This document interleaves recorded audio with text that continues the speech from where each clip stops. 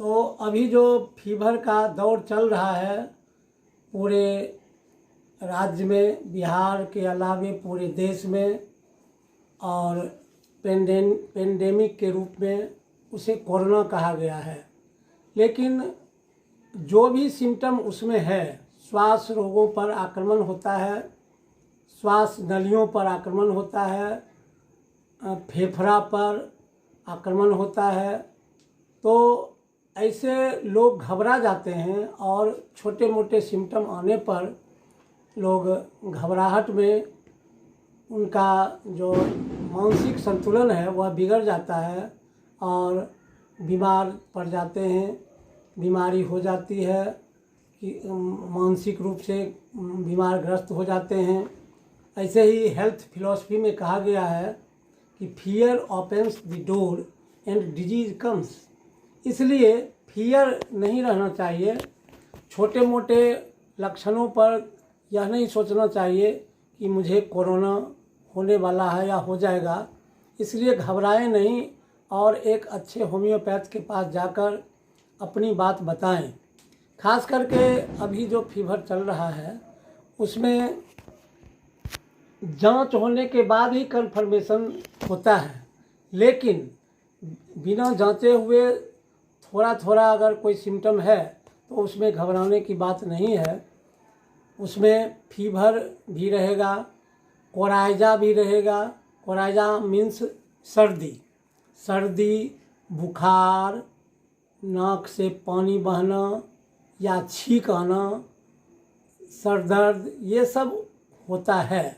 सामान्य जो viral type का फीवर है गर्मी के कारण, गर्मी में होने वाला, उसमें ये सब बात होती है और लोग घबराएं नहीं और सामान्य रूप से डॉक्टर से मिलें, किसी होम्योपैथ अच्छे डॉक्टर से मिलें और अपनी बात बताएंगे तो लक्षणों पर ध्यान रख कर के दवा दी जाएगी।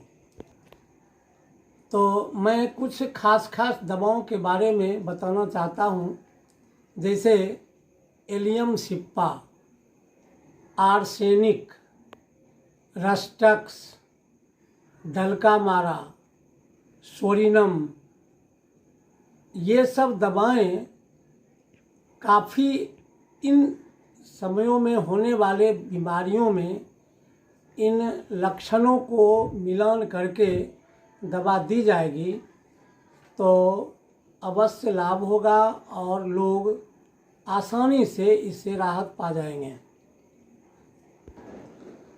एलियम सिप्पा, आर्सेनिक और ग्रेफाइटिस में बुखार भी रहता है, छींक भी आती है और नाक से नेजल डिस्चार्ज वाटरी होता है, यानी डिस्चार्ज के साथ होता है कोराइजा यानी सर्दी, जिसको जुकाम लोग अपने बोलचाल की भाषा में बोलते हैं।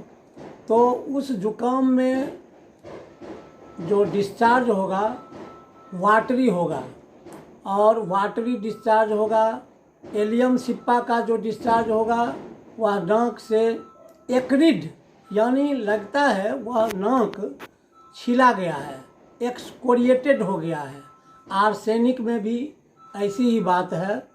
तो ग्रेफाइटिस में जो बुखार होगा और छींक आएगी और वाटरी डिस्चार्ज होगा। आर्सेनिक में, ग्रेफाइटिस में, एलियम सिप्पा में। अब एलियम सिप्पा का डिफ्रेंशिएशन क्या करना है कि नाक से जो डिस्चार्ज होगा वह एक्रिड होगा, लेकिन आँख से जो लैक्रिमेशन होगा यानी पानी बहेगा, छींक होगी, सर्दी होगी और बुखार भी होगा, तो आँख वाला डिस्चार्ज एक्रिड नहीं होगा। ठीक उसके उलट आँख वाला डिस्चार्ज अगर एक्सकोरिएशन करने वाला यानी लाल हो जाएगा, छीलने की तरह हो जाएगा, आँख से कुछ वाइट या पीलापन लिए हुए डिस्चार्ज होगा, तो वहाँ यूफ्रेसिया देना पड़ेगा। तो ये डिफ्रेंशिएशन जानने के बाद अगर जानते हैं या जानने की कोशिश करें किन्हीं होम्योपैथ के पास जाकर, तो आपको यह ज्ञान अपने आप भी होगा और तब आपको ज़्यादा लाभ होगा। तो एक्सकोरिएशन नाक से होने वाले डिस्चार्ज में एलियम सिपा, और आँख से होने वाले डिस्चार्ज में आँख में लाली होगी तो उसमें यूफ्रेसिया दिया जाएगा। तो यूफ्रेसिया आँख वाला डिस्चार्ज एक्रिड छिलाने वाला होगा, आँख लाल होगा, छींक ताबड़तोड़ छींक आएगी। अगर छींक काफ़ी माने नहीं रुकने वाला, बार बार इनफेक्चुअल स्नीजिंग होते रहता है और कई सेकंड या मिनटों तक होता रहता है, तो वह रस्टक्स का है, सडन शुरू भी हो जाता है। एलियम सिपा में, नक्स भूमिका में, अब नक्स भूमिका का जो डिस्चार्ज है वह भी वाटरी डिस्चार्ज है और नाक बंद रहता है। और देखेंगे उस आदमी को जिसको सर्दी हो गई तो वह स्नफलर, यानी स्नफल्स मीन्स सुरसुर करना, ऐसा करके वह करने लगता है, नाक सुरसुर करने लगता है। ये नक्स और लाइको में है। नक्स लाइको के अलावा, नक्स भूमिका और लाइकोपोडियम के अलावा सेम्बुकस में भी ऐसा सिम्टम है जिसमें सुरसुर करता है, और मेट में भी है जिसमें सुरसुर करता है। ये सब जानने से यही लाभ होगा कि दवा का जो चुनाव होगा, दवा का जो सिलेक्शन होगा, वह एप्रोप्रिएट होगा और तब दवा काम करेगी। यह अब आर्सेनिक के बारे में सुने।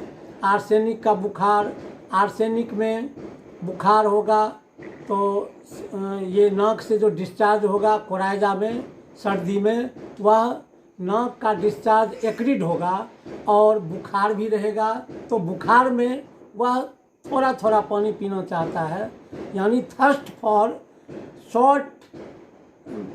For little quantity of water at short interval, यानी थोड़ा समय, थोड़े थोड़े समय पर पानी मांगता है उसके फीवर में, और बेचैनी रहती है। और सबसे बड़ी बात आर्सेनिक में यह है कि वह जब बुखार आएगा तो बहुत कमज़ोर हो जाएगा, इतना कमज़ोर कि मूवमेंट नहीं कर सकता है, तो टू वीक टू मूव, यह लक्षण आर्सेनिक में होगा और तब आर्सेनिक का चुनाव होगा। आर्सेनिक का पेशेंट, सर्दी होगी, वाटरी डिस्चार्ज होगा, माथे में दर्द होगा, बुखार के साथ थोड़ा थोड़ा प्यास होगा और कमजोरी काफ़ी रहेगी। उस अवस्था में हम आर्सेनिक का ही विचार करेंगे और आर्सेनिक देने के बाद, आर्सेनिक 30 या 200 का इस्तेमाल करने के बाद वह पेशेंट इन लक्षणों से त्राण पाएगा और बीमारी घटेगी। एलियम सिपा में, पल्सेटिला में, नक्स भूमिका में, ये सब जब सर्दी होती है, बुखार हो, अब हम रस्टक्स, डलका मारा, कार्बोवेज, इन दवाओं के लक्षणों के बारे में बताना चाहता हूँ। जब ये सर्दी, बुखार, जुकाम, छींक ये सब आवे तो देखा जाता है कि सर्दी में जब कोई कहीं से भीग कर आ गया है या बुखार लग गया है, बुखार में काफ़ी बेचैनी है और बिछावन पर उलट पुलट करने का मन करता है, पूरे देह में दर्द है, इन्फ्लुएंजा की तरह लगता है और बेचैनी है और छटपट करता रहता है और छींक आती रहती है, उस अवस्था में रस्टक्स का सेवन ज़रूरी है। रस्टक्स का 200 पोटेंसी अच्छे कंपनी की दवा, स्वाबे, SBL या मेडिसिन कंपनी की दवा देने से आपको इसमें काफ़ी सफलता मिलेगी। और फिर डलका मारा, उसमें भी ठंडी हवा लगने के कारण अगर सर्दी हो, छींक आवे, गर्दन में दर्द हो जाए और हाथ में, पैर में, बाँह में दर्द होने लगे, और उस अवस्था में जब सर्दी होगी, नाक से डिस्चार्ज होगा, तो उस अवस्था में डलका मारा के बारे में सोचेंगे। और फिर अब मुख्य बात यह है कि जब बुखार, सर्दी, छींक और वाटरी डिस्चार्ज के साथ नाक से हॉट ब्रीथ, नाक ऐसे हम करके देखेंगे तो लगेगा कि नाक से एकदम हॉट स्टीमिंग आउट, स्टीम निकल रहा है भाप के तरह, भाप के तरह माने उसका भाप निकल रहा है, ऐसी ऐसी बात नहीं है, लेकिन भाप के तरह, गर्म भाप के तरह इतना गर्म नाक से श्वास प्रश्वास ब्रीदिंग होता है, हॉट ब्रीथ होता है और वाटरी डिस्चार्ज होता है और टिनेसियस डिस्चार्ज होता है, विसिड डिस्चार्ज होता है, लस करने वाला। तो उस अवस्था में हम केलीबाइक्रोम का 200 पोटेंसी अगर इस्तेमाल करते हैं तो हमें तुरंत लाभ होना शुरू हो जाता है और सारे लक्षण घट जाते हैं। तो सर्दी बुखार, छींक, नाक बंद होना, ये सब लक्षण, इन सब लक्षणों में अगर मॉर्निंग में नाक बंद हो जाता है और सुरसुर करने वाला जो स्नफलिंग का सिम्टम है, सुरसुर करने वाला, उसमें एमोनकार्ब, लाइको, नक्सभोमिका और औरममेट, शेम्बुकस ये प्रमुख दवा है।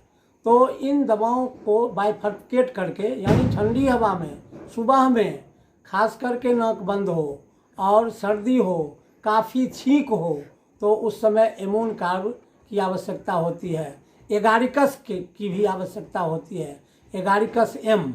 तो एगारिकस का एक मुख्य लक्षण यह भी है कि ठंडी हवा लगते ही, ज्यों ही ठंडी हवा सुबह में लगी तो छींक पर छींक आने लगता है और पेशेंट को काफ़ी सर्दी का अनुभव होता है और मुंह तमतमा जाए और रेड फेस हो जाए तो बेलाडोना की ज़रूरत पड़ती है। या बेलाडोना का रेड फेस होना, फेस का रेड होना, ये प्रमुखता रखता है।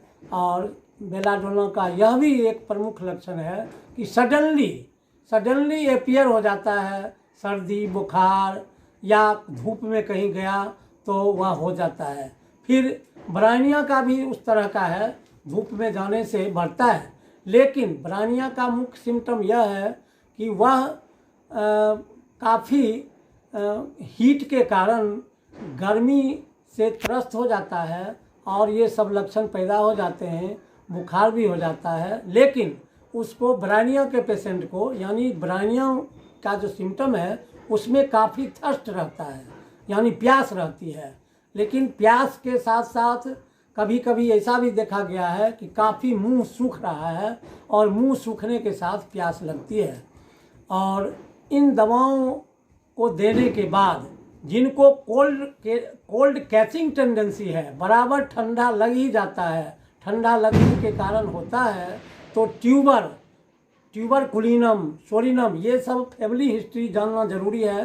फैमिली हिस्ट्री जानेंगे, जैसे कोई कहता है कि मेरे परिवार में हमारे पिताजी को या दादा को, यानी बाबा को ये दम्मा की बीमारी है, टीबी हुआ था, तो इन लक्षणों पर हम ट्यूबरकुलिनम का प्रयोग करेंगे। और बार बार सर्दी लगने पर, यह भी ट्यूबर का ही लक्षण है जिसमें बार बार सर्दी लगती है, हीट से भी, कोल्ड से भी एग्रीवेशन होता है। सोरिनम और ट्यूबरकुलिनम जब हम सेलेक्टेड मेडिसिन देते हैं और तब भी आराम नहीं होता है, तो उस समय ये दवा रामबाण का काम करती है, ट्यूबर और सोरिनम। और समूचे देह में दर्द हो, बार बार छींक हो, छींक पर छींक आवे, आँख नाक मुंह से पानी चले, सब जगह से पानी का डिस्चार्ज हो, छींक काफ़ी हो, देह में दर्द हो, ये इन्फ्लुएंजा के लक्षण हैं। और इन्फ्लुएंजिनम 1 या 200 का प्रयोग करने पर यह तुरंत कैप्चर कर लेता है और फिर बीमारी जल्दी आने का चांस नहीं रहता। लेकिन इसका प्रयोग कुछ दिनों तक करना पड़ेगा और ये सारी समस्या दूर हो जाएगी। मैं इसके साथ साथ यह भी बताना चाहता हूँ कि इन बीमारियों में कई तरह के लक्षण आएंगे, तो लक्षण मिलाकर ही जब दवा हम देंगे तो लाभ करेगा। और इसके साथ साथ जो गिलोय है, अमृता जिसको कहते हैं, उसका भी सेवन करना चाहिए, जिससे बार बार सर्दी होने की प्रवृत्ति खत्म हो जाएगी। धन्यवाद। मैं इन दवाओं के लक्षणों का मैं विस्तार से वर्णन किया है, इसे आप ज़रूर ध्यान देकर इसका इस्तेमाल करेंगे तो आपको लाभ होगा। और जब कभी आपको ज़रूरत पड़े हमसे कमेंट करके जानना चाहेंगे, मैं फिर बताऊंगा। और इन सब लक्षणों के बारे में, बीमारियों के बारे में सुनने के लिए आपको धन्यवाद। और इस चैनल को बार बार सुनने के लिए भी धन्यवाद।